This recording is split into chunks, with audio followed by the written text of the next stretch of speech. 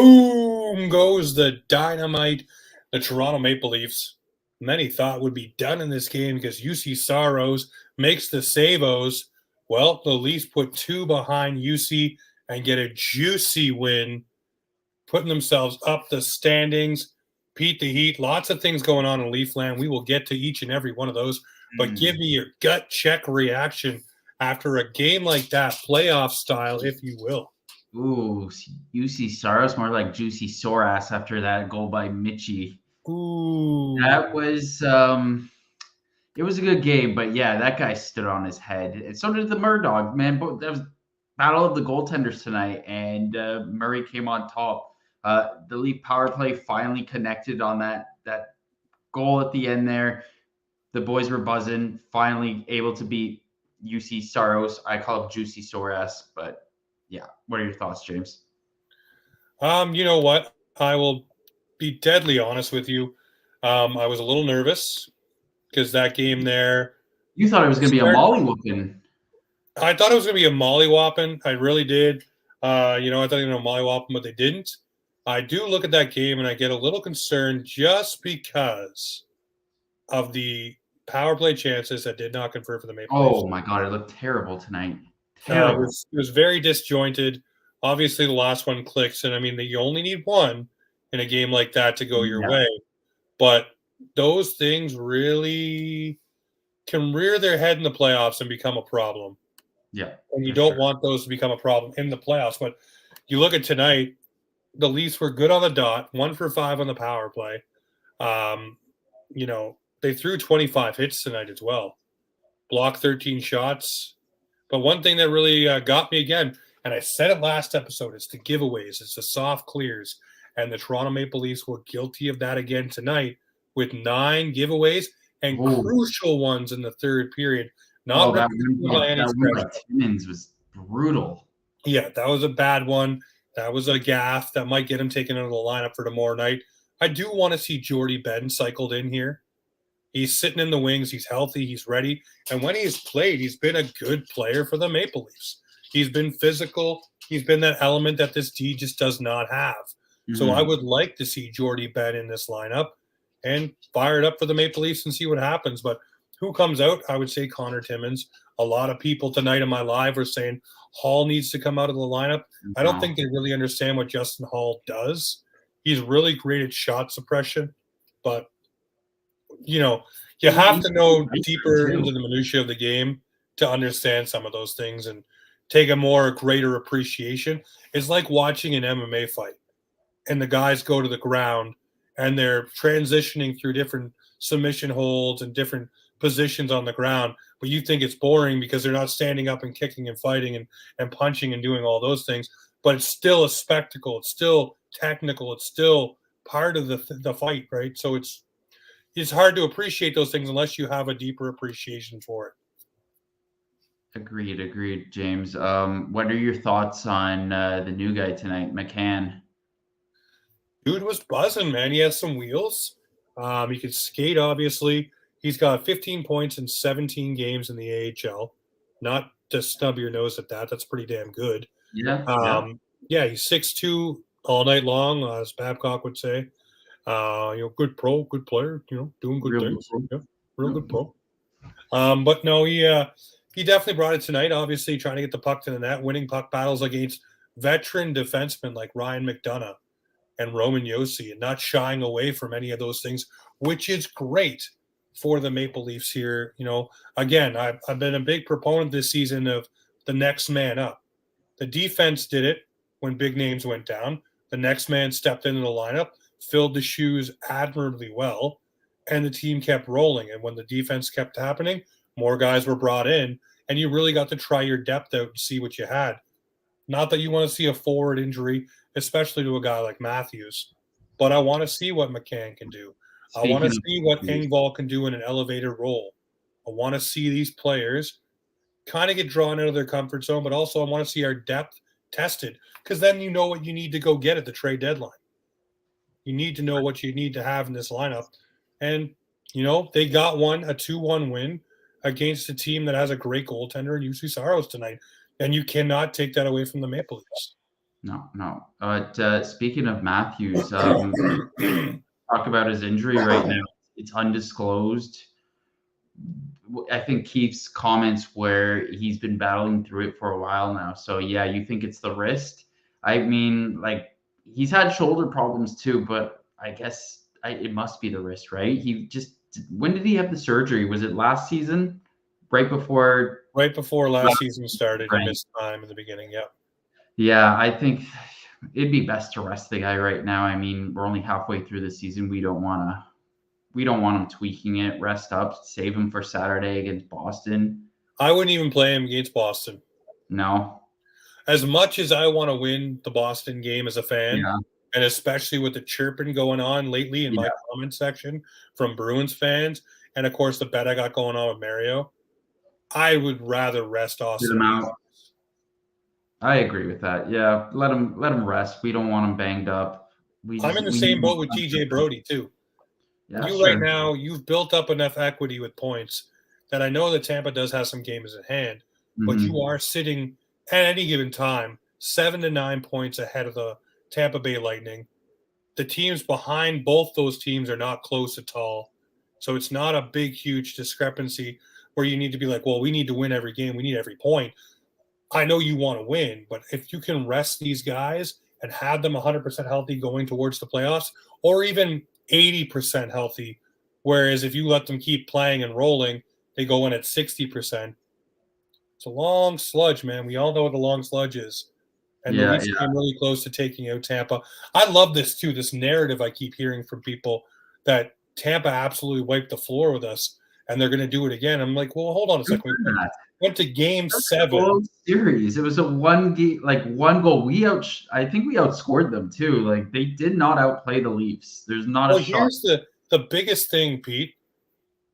Bednar for the Colorado Avalanche said they used the Leafs blueprint to beat the Avalanche. So listen to that again. The Stanley Cup champions used the Leafs blueprint to beat the Tampa Bay Lightning. And when did he say that? He said it right in the playoffs. Did he?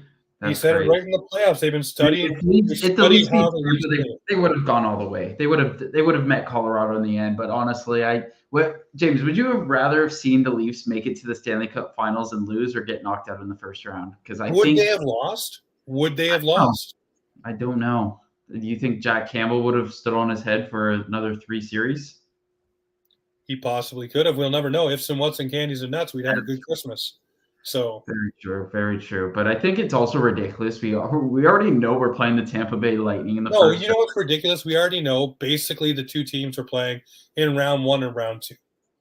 They need to change this playoff format. It's absolutely ridiculous. I've never heard anyone say, "Oh, I really enjoy this format." No, everyone would be okay if we went back to the 1-8 system. Like even Brad Marchand, the guy that we've loathed on this podcast, just because of what he is, he's a greasy little rat. Yeah. And we don't like him. But at the same time, he said the same thing. He said that the toughest team, when they went to the finals against the St. Louis Blues, they said the toughest team they faced were the Maple Leafs in the first round. And he said it sucks that it has to be in the first round because that should be a conference final. Yeah, absolutely. I miss the days of 1-8, 2-7, 3-6, 4-5, because the 4-5 was always a good battle. Whoever it was in the 4-5. Yeah, for sure. And I remember when what season was it? I think the Senators came 4, we came 5, and we swept them. And we swept them at home. I remember they gave everyone in the stands a broom, and everyone just kept sweeping, and it was so amazing, James. I miss those days, and I hope maybe one day we get to see something like that where the Maple Leafs win in 4. Yo, I said that today. On someone's video. And it was the hockey, the god, the guy that we all chitter chatter about here and there about some of the stuff he says, because some of it's just wild. He's a character. He does it for. He's a shtick, I know. But I put in his comments, I said Leafs in 4, and he's like, "Come on, you're smarter than that." He won the Bolts because he was saying the Leafs aren't going to beat the Bolts, and I'm like, guys, it's not like they got blown out and they were swept. They went 7 games. The Leafs had 2 opportunities to close out the series. Yeah. So I'm not overly worried here. But I look Yep. at tonight's game, and the reason why I get excited about games like this, it's a 2-1 game. The Leafs were able to keep it close. The goaltending kept you in the game, which is something a lot of people said would be the undoing of the Toronto Maple Leafs. And it has not been as of yet, but it kept them in the game. Then the Leafs finally figured out on the power play. Then they shut the door and won 2-1. They got through that final minute. Those things, to me, build character going towards the playoffs because you want that to happen. You want that experience of holding on to a close game against a team that is just throwing everything at you, and you could shut the door and get it done. Absolutely. Those are the things I need. Yeah. Speaking of things we need, I saw you put in our group chat a little trade that Dubas might be working on. And I don't know if you want to talk about that because it seems a little ridiculous. It is a little ridiculous. Here, let's just talk about one thing quick, too. Kyle Dubas, the general manager of the Toronto Maple Leafs, I've long said so far that I have a weird feeling in my stomach, and I'm not usually off too far on some of these things, as we know so far this season. I think Kyle Dubas is going to walk from this team. A lot of people are saying, "Oh, James, you're crazy. He's not going to walk away. He wants to be a part of this. He's building it." I think he's done with the pompous dog and pony show that is the Toronto Maple Leafs. I really have a gut feeling that he is. If not, if I'm the Maple Leafs, I walk up to him and I say, "Hey, here's a 2-year extension. 2 years." Because then if you fire him, you're not paying him a boatload of money. I think you don't think he wants job security. I mean, obviously he wants job security, but at the same time, it's a result. He'll get fired as soon as he leaves this organization. At least that's what I'm hearing. That's what Elliot Friedman said. I'm pretty sure. Oh, he'll be scooped up faster than you can. He's been probably the best general manager I've seen in my lifetime. Like, he has made unbelievable signings, the trades that we all ask for. He brings in the players that we think this team needs, but unfortunately, they're just not able to get out of that first round. And now, because of that, of them being unsuccessful, it's like we have to fire him. But I don't know, James. I see him as the future. I want him to stay. Like, he is the smartest general manager I have ever seen. Listen, I will fully agree with you that he's done some amazing things for the Maple Leafs. He's not perfect by any means, and no general manager is. Everyone's due a mulligan or two for things they've signed or deals they've gone and traded for. It happens. It just does. It's just the way it is when you're an NHL GM. The thing that I just keep going back to, I think about Barry Trotz and the Washington Capitals. Same situation, pretty much, where he was the head coach. And, they didn't give him any job security. He went through that season. Obviously, they went on a run. They won the cup, and he walked away. He walked away, or they weren't paying him? No, I think they would have paid him. I think they wanted to, but it was too late. The bridge had been burned. I wonder where he goes to. He's just living retired life right now, but that guy's going to come back. His comment was he wants to coach an original 6 team.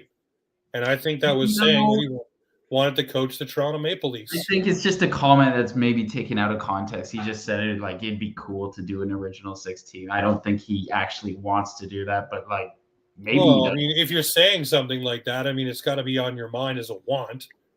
It would be cool to coach an original 6 team. Okay, that to me alludes to the fact that you want to coach an original 6 team.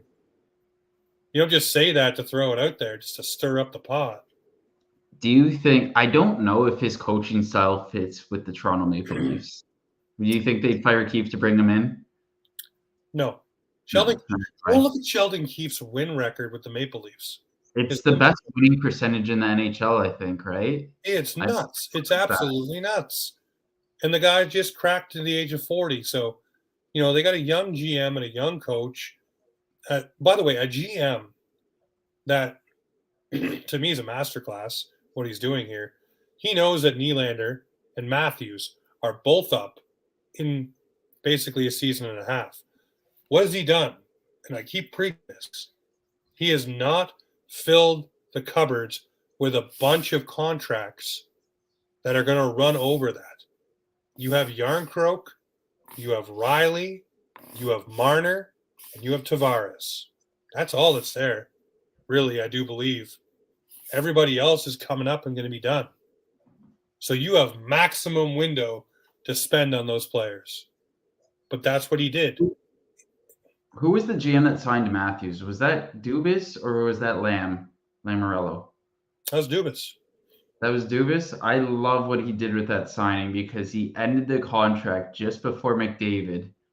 Because if they signed McDavid before Matthews might ask for more money or maybe somewhere near McDavid. But I like that we have the option to set the market with Matthews before McDavid's up. I do, and I think the Maple Leafs are going to make the smart decision here, obviously, and sign Austin Matthews. Yeah, probably do another 5-year deal. To be honest with you, you see it with NBA players all the time, right? Signing smaller deals so they can maximize their earning window and get more dollars. It's not about wanting to leave the team. It's about maximizing your earning window, and the salary cap keeps going up. So you want to be at the same percentage point, but at a higher dollar value as that cap goes up. And that's what Austin Matthews wants. And you're going to see it more and more with NHL players because they want to get their piece of the pie, and they have a finite window to make money. So obviously in their prime, where they're making the biggest dollars of their career, signing shorter deals to keep re-upping at a higher dollar value. Like I said, nothing about wanting to leave the team, just wanting to maximize your earning window to its fullest potential. And people don't see it like that because we're not used to hockey players doing that. We're not used to hockey players operating on the agenda of an NBA or an MLB or an NFL player where they do those things to get more money. Now you will see that with NHL players because they want more do-re-mi, and that's one way to do it, and it's a smart way to do it. And a lot of people freak out because they're like, oh, he's gone because his deal's done. Well, no, that doesn't mean anything. It just means that he wants to maximize that window and have more bigger paydays than just one. Because guys only get one, maybe two now. We all talked about Nazem Kadri getting paid. Look at how long it took him to get his big deal. If you can do that once or twice or 3 times in your prime, let's go. Now, Matthews and Nylander both come up at the same time. Do you think we re-sign Nylander? Yep. You think so? Yep. I think the cap will go up about $5 million by that time. Are you sure? We all thought the cap was going to go up a lot more this year too, but look what happened. It'll be about $5 million by that time. How do you know? Just trust me. Follow me down the river, buddy. We got this. Okay. Just like camp starting overtime, the cap will go up $5 million. Okay. And the Leafs will be all right for James it. We trust. In James we trust. Leafs will be all right for it. Michael Bunting hopefully be signed. Another guy, guys and gals, that no one's talking about that needs to be re-signed. And I'm not going to be the pessimistic Pete, but David Kamp's pretty important to this team. Ooh. And he's up. He was in the quiet room today. Well, yeah, that was a penalty, a blatant penalty. Can you believe that, though? They blew the play down, and then we're like, oh, no penalty, guys. Sorry, just blowing our whistle for no reason. Like, what was that? I was blown away. Couldn't believe it didn't happen. Unbelievable. It is unbelievable. Okay, let's talk a few trade scenarios that are floating around out there. Obviously, Kyle Dubas and co. were scouting the Arizona Coyotes and the Philadelphia Flyers. There's a rumor account going around saying the Leafs are getting Provorov and Travis Konecny in a deal from the Flyers. It's close to being completed, etc., etc. Insert your rumor bot here. We were working through this in our group chat about how this could be a possibility for the Toronto Maple Leafs. Much like the Leafs, the Philadelphia Flyers are right up against the contract limit, so they can't take anybody else back over and above what's going in and what's coming out. So how do you make that deal work? How do you make that deal work beyond the season? Does Provorov fit this team? And do you get the Provorov that was the premier Provorov, or are you getting Provorov light? That's the problem.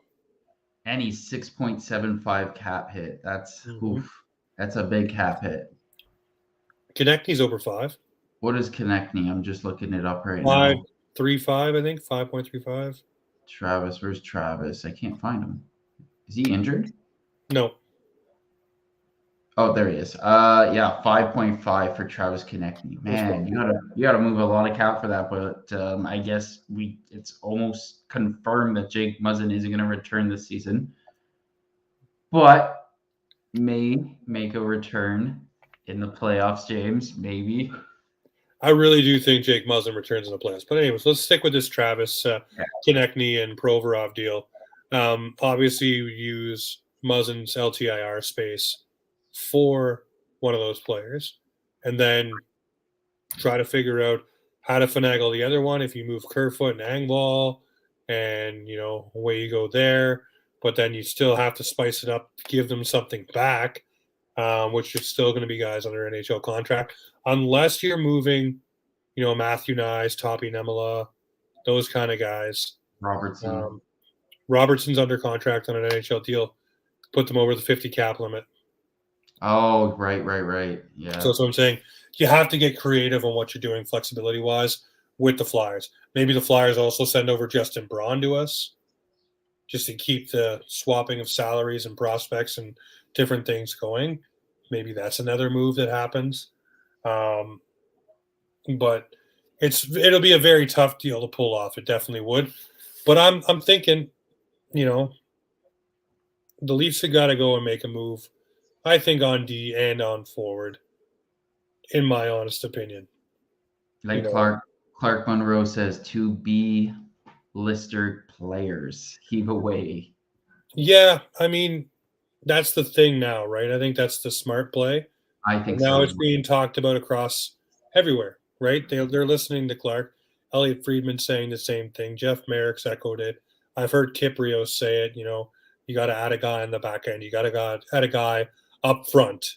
So, you start looking around and poking at teams that may be able to do 2 players that they're looking to get rid of. And Flyers, they're one of them. The Habs may be another one. What if you go and try to pry, Brendan Gallagher and Edmonston out of Montreal? Try to make that deal work somehow. I heard Edmonton's trying to go to Edmonton. I don't know. Yeah, I heard Johnny Drouin and Edmonston were going. Yeah, I saw that. I don't know if that was the same account, but same account putting that stuff out there. Just reading Twitter. It's not. I did ask about the Flyer one with someone that someone I know that's broken a lot of trades and knows a few people within, and they actually came on the show before and we're breaking some things. Yeah, I don't know. Another player that keeps coming up is Domi. Another player too, the Islanders. I want this player. Give me this player and I'll be happy on the back end. I want Scott Mayfield. Give me Mayfield. A physical, minute-munching, net front clearing defenseman from the New York Islanders. I don't know if the Islanders are in the mix. I haven't been paying attention to them. But if they're not in the mix, that is a guy I would love to see on the Maple Leafs. I would love to see Scott Mayfield somehow don a blue and white jersey. I think that would be amazing for the back end. In the top 6, maybe Yarncroke's your answer. Maybe Matthew Knies is your answer. Maybe you go and get a guy. But another name that was bantied about, Adam Henrique, the Anaheim Ducks. Veteran, talented kind of guy. Probably fill in on your bottom 6, more likely than your top 6. But then that allows you to shift guys down. Maybe ship somebody out that you don't want. You got to remember, guys, the Leafs have a lot of bodies now, too. You got McCann up. You got Dryden Hunt playing. Simmers here, there, and everywhere. Heard a rumor that he was going to Edmonton tonight.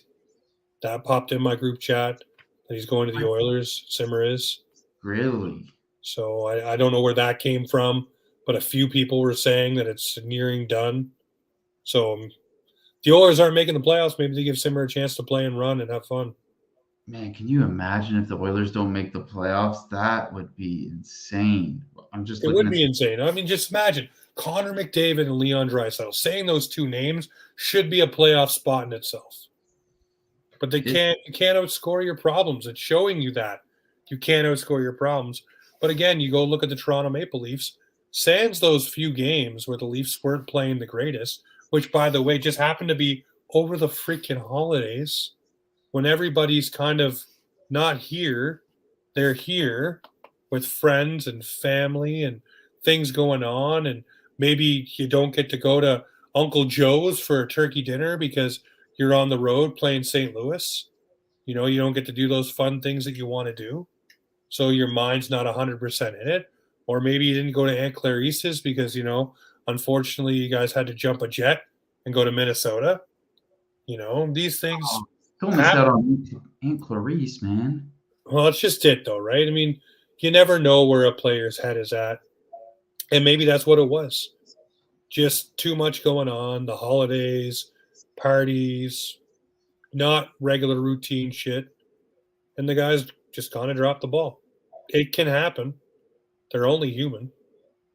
You know, so that could be the reason why they had a lull. That's maybe the reason why the goaltenders had a lull. Who knows? But they came back. Murray looked good. Sonar looked good. Murray's looked good. You know, the goals against have gone down again.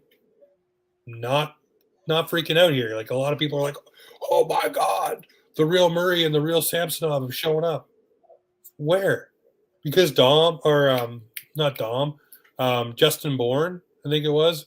Shout out to Justin, who's been on the show, put out an article saying, oh no, it was Jonas Siegel who put out the article saying that the Leafs goaltending has been subpar from December 15th forward to the beginning of January. It's like a 15-day stretch with the holiday break in there, with the fact you have Christmas and New Year's and Boxing Day and everything in between in there. It's a down part of the season. Whoop-de-doo. You know, it's how you pull yourself out of those things, and at least showed they can pull themselves out of it. With Brody not being in the lineup, with Matthews not in the lineup. So again, missing guys and still clicking, figuring a way to get it done. And by the way, figuring a way to get it done, John Tavares. Love that guy. Worth every damn penny. You cannot convince me otherwise. He hasn't shown any regression at all being a Toronto Maple Leaf, and it's so beautiful to see because I remember when we signed him, I was like, I am not looking forward to the end years of this guy's contract, but it's looked great. Love the guy. Bought his jersey home and away, but yeah, he keeps flying out there. He's putting the puck in the net, and he looks like he's having a ton of fun this year. He looks like he wants to win. Like I think he's tired of this losing. I'm sure they're all tired of it, but well, he's getting a little bit physical too, right? He's throwing hits. He's doing different things. You know, I'm loving the fact that he's, you know, always like 65% or more on the dot. Yeah, Tavares with 2 hits tonight. You know, not big, but still, let's go. Not bad, Johnny Toronto. Yeah, I don't know. I look at this and I just say, hey, the Leafs right now, they're fine. You know, that Jonas Siegel thing was from December 15th this year. Talking from December 15th on, the Leafs were like an 895 goaltending tandem. That's fine. Or an 815 or something along those lines. Doesn't matter. Okay? They came back. New year, new us, new attitude. Whoop some ass. Doing good. We had a game tomorrow night against the Detroit Red Wings. We just won against them. They're going to be fired up for us. I'm saying that the Leafs are going to pick up a win tomorrow night. I think it's going to be a 3-1 victory, empty netter. So it'll be another 2-1 game, but they'll actually hit the empty net. Pete, what are you feeling for the Detroit game tomorrow? Detroit. Who's their goaltending? Billy Husso? Billy Husso and Hellberg. Is he back in the lineup? What's that? Is Tyler Bertuzzi back in the lineup, or is he still? I don't know as of yet. Okay, well, I said they're gonna go 1-1-1 this week. I think they're gonna lose in overtime. Ooh. See, I thought the Nashville game tonight would have been the problem, but it wasn't. No, I had them winning Nashville, I'm pretty sure. Just the Detroit game on a back-to-back. They got to travel. But they'll probably push it to overtime. I think the Leafs are going to push it to overtime. They're going to come out slow. They're going to be sluggish. They'll be tired. They'll push it to overtime. Tyler Blue. Bertuzzi is back. He is back. Okay, he's going to be a force out there. And then the Bruins game on Saturday. That is hockey night in Canada. I'm very much looking forward to that one. Should be a good game. Leafs, we beat them in our barn. I was at that game. Beat them 2-1. If the Leafs beat the Bruins on Saturday, I'm gonna be a pretty happy man, James. How about you? Listen, if the Leafs beat the Bruins, I'm not only going to be happy, I'm going to be damn fired up because the amount of Bruins fans that have found my page on TikTok and just decided to slaughter me to the tune. Hey, by the way, if you're going to slaughter me, at least keep the views, the likes, and everything else going. To the tune of 11,000 views is pretty funny. That's the trick. That's the trick to going viral on TikTok, James. You got to be a little toxic, just a little bit. You just gotta be, you gotta push it to other fan base, and they'll come for you. They'll give you the views. They'll give you the comments. They won't like it, but you'll get engagement. No, listen, hey, every single one of them I've messaged back, and a bunch of them have followed. We go through the comments, man. They start off vicious, and then I tame them like little kitty cats, and give them a bowl of milk and pat them on the ass, and away we go. We're all having some fun afterwards and talking and chirping. I'm looking forward to Saturday night because to me, this is a measuring stick game again. Whether Matthews plays or not doesn't matter. This is the team that everybody's telling you is better than you. Everybody's telling you is going to do bigger and badder things than you in the playoffs. When we've already beat them once this season, we've handed them one of their 4 losses. That's the one of them from us, the Maple Leafs. Okay, so that's happened. Okay, we know how to beat them. It was a 2-1 game. It was close. So we know how to beat them in a close game. So we can play their style if we need to. I guarantee you Dryden Hunt will be in the lineup. If we still have Simmer, he probably will be in the lineup because they're going to bring some crash, bang, boom and get ready to go and just see what happens. But I really think Jordy Ben will be in that game. They really will bring that physical element to the Boston Bruins just like they bring it to them. And I've said it. I'm looking for the Leafs to put a stamp on them 5-1. Blow the doors off. Get it done. Remember, they're undefeated at home right now. Do you think the Leafs will break that record? That O has got to go, and the Maple Leafs are going to bring it. Oh, wait for the video. The prediction season video Saturday night is going to be legendary. Look out. Look out. Legendary. James has got something cooking up. I cannot wait. Listen, tonight was a great win. Love the fact we beat them. Tomorrow night, we got the Wings. Sunday, we're back at it. We will have Alan. I can't say his last name to save my life, and I'm sorry, Alan. I know you're probably checking us out right now. He will be on. He's the voice for the TV side of the Kingston Frontenacs, team that just traded away Shane Wright. So we'll have him on to talk about his career, the Kingston Frontenacs, and, of course, we'll pick his brain about the Maple Leafs as well. But, yeah, tomorrow night, Leafs in Detroit. Can't wait. Some players on that team that may be moving. Dylan Larkin needs a new deal. Tyler Bertuzzi sounds like he might be out of town. Some things may be happening there. Pete, is there anything else around the NHL that's caught your eye as of late? Nothing off the top of my head, James. How about you? How about those all-star pictures? Some of those guys really aged, didn't they? I love when you saw my video, right? I mean, I did. It was all over Twitter too, but yeah, it's pretty funny when you go to select your picks. They had Corey Perry for Austin Matthews, like they had his face, and then they had who was Pasternak? Craig Anderson, the goalie for Buffalo, and then they had Eric Stahl for Nylander, which hilarious, and then Patrice Bergeron was for Steven Stamkos, but they fixed it. But it's all in good fun. I mean, obviously they fixed her up. The other thing that's been on the radar this week has been the digital dasher boards. Oh, yes. This has been a very hot topic. I came out early when these things came out. As you remember, I said I didn't like them. I didn't like the fact that they were changing them during play. Yeah. So it really drew your eye away from the game. And now a lot of people are saying the same thing, but in higher up positions. And I heard it the other day, obviously, on Jeff Merrick's show.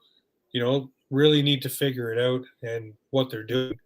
because sometimes it's really bad where a player or a stick or something goes in behind and you can't see it because of the enhanced boards. James, did you see on Twitter? There was a child or a kid that had a seizure due to the boards, the advertisements on Really? boards. There was a kid had a seizure. That was popping on Twitter. So I think they need to just change it after the play is over. That's Don't what I've have been the saying. don't Once have the the play is media. over. Yeah, sometimes I think there was like a car one where like you saw the car driving on the boards. Like, yeah, just let that go. Drop it. I know it brings in money, but like there's other ways to bring money in. Change it after the whistle, like James is saying here.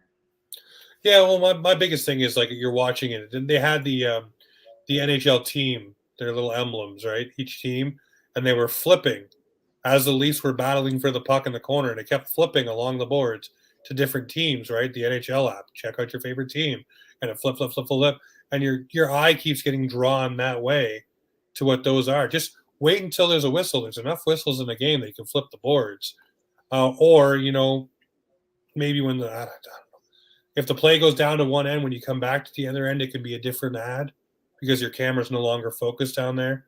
So when play migrates back that way, you can flip it then. But even still, you're still doing it during play because it has to be the whole board system at once. Yeah. So yeah, there's got to be a better way. I know you need the revenue.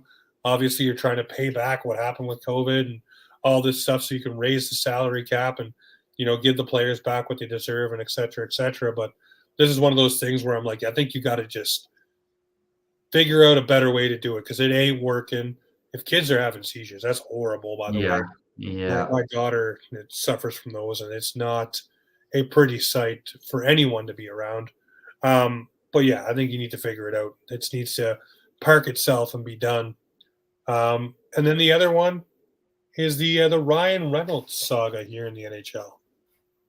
Running around with Hendrik Lundqvist, giving him kisses, and There was another Ottawa actor too. goaltenders drawing, Deadpool on their masks. That was hilarious. Yes. I love Ryan Reynolds. I really hope he buys the Ottawa Senators. Hey, the NHL needs more characters. I've said this to you a few times. The NHL needs to have more villains, more good guys, more guys that just step out and just be something more than themselves on the ice. Like, just show off some flair. Have some fun. Matthews did it with the Sick Kid States, and all those kind of things. Just do some more. Do some more things. Market yourself. Get us excited. Or even better, two guys don't like each other from a team. I'd love to see some guys chirping each other on social media before a game. Cut a promo. Have some fun. Go wrestling with it. No, don't say anything too stupid, but just have a little fun. Hype up the game. Grab a camera like Brad Marchand and be like, Bruins fans, we're about to take on the Leafs. What do you think is going to happen tonight? Woo! Just something like that, right? It would be fun. That was classic. I loved when Marchand did that. Those things really engage people and have fun with it. And then you get both sides battling back and forth. Why not? That's my big thing. Why not? Ryan Reynolds would be so good for the sport because he'll bring that to the league. Look at The Rock coming out at the Leaf game. How big that was, right? And everybody getting into it. He said the wrong chant and everybody was still with him. So I don't know. I think the personality really needs to build. But yeah, ladies and gentlemen, Offside Hockey Talk coming in your ears. Sundays, Wednesdays, having fun. We'll have a special episode with Alan from the Kingston Frontenacs Sunday, and then a regular episode, The Weekender, will follow after that. We're looking for the Leafs to beat the Wings, have some crispy wings tomorrow night. Yes, sirree. And then Sunday, the big game. Hockey night in Canada, the bright lights, the show, the dog and pony show everybody wants to see. And, of course, Pete the Heat. D434, our boy Dylan Fournier not here, obviously working. We love you, Dilly. Happy that you're a part of the crew. Shout out to Manny as well. He was going through some health things. Actually has a cracked rib, he found out. Crazy, Manny. Hope you're on the mend. He's got another article coming out. Actually, it's already up. Just got to pump it out for him about the big trays in the OHL. Shane Wright, and then the other one in the WHL, Olin Zellweger. So both of those broken down by Manny himself. But other than that, ladies and gentlemen, it's a Leafs win. We're all happy. Let's get it done. You know what it is around here. It's Offside Hockey Talk, where the Toronto Maple Leafs and hockey come to talk.